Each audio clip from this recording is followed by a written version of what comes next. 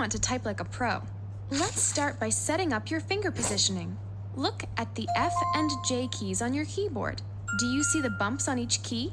Close your eyes and feel for the bumps using your 2 index fingers. Take your time, but don't look.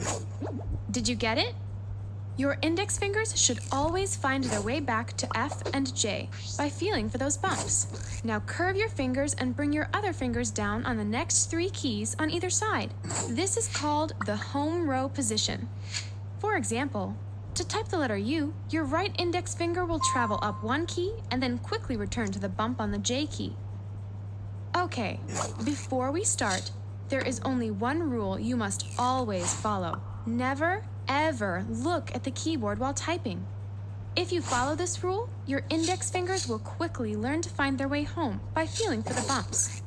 Fast typists forget about the keyboard and don't even realize their fingers are at work. They feel one with the computer. After some practice, you'll start feeling it too. The computer becomes a part of your body and your mind is in full control. Let's get started.